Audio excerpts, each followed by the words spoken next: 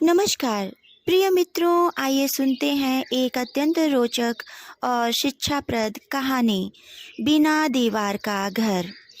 एक राजा का जन्मदिन था। उसने अपनी राजधानी के 100 सबसे विचारशील पंडितों को भोजन पर आमंत्रित किया। भोजन के बाद राजा ने कहा, मैं आप लोगों को अपने जन्मदिन की खुशी में कुछ भेंट करना चाहता हूँ, लेकिन कुछ भी भेंट करूं, संभवतः वह आपकी आकांक्षा से छोटी पड़ जाएगी। इसलिए भेंट का जिम्मा आप लोगों पर ही छोड़ता हूँ।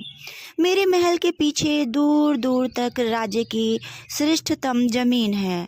आपको जितनी जमीन चाहिए उतनी दीवार बनाकर घेरनी होगी। जो जितनी जमीन घेर लेगा वह उसकी हो जाएगी। लगे हाथ राजा ने यह भी ऐलान कर दिया कि सबसे ज़्यादा जमीन घेरने वाले को मैं राजगुरु का पद दूंगा। ब्राह्मणों के लिए तो यह एक सुनहरा मौका था। वे खुशी से पागल हो उठे। उन्होंने अपने मकान, धन संपत्ति बेच दी और दीवार बनाने में जुट गए। जो जितना उधार ले सकता था, मित्रों से मांग सकता था, सब ले आए। कपड़े लत्ते भी बेच दिए और पंडितों ने लंगोटियां पहन लीं। जमीन जो घेरनी थी, सारे पंडित करीब करीब नंगे और फकीर हो गए। आखिर समय पूरा हो गया और राजा सबकी जमीन का निरीक्षण करने वहां पहुंचा।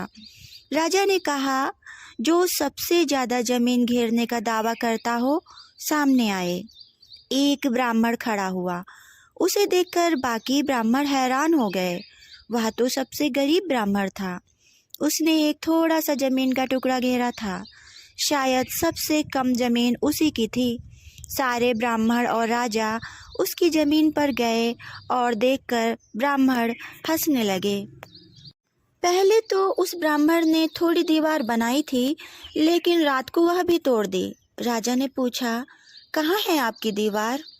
इस पर ब्राह्मण बोला, मैंने दीवार बनाई थी, फिर मैंने सोचा दीवार कितनी ही बनाऊं, जो भी घिरेगा वह छोटा ही होगा।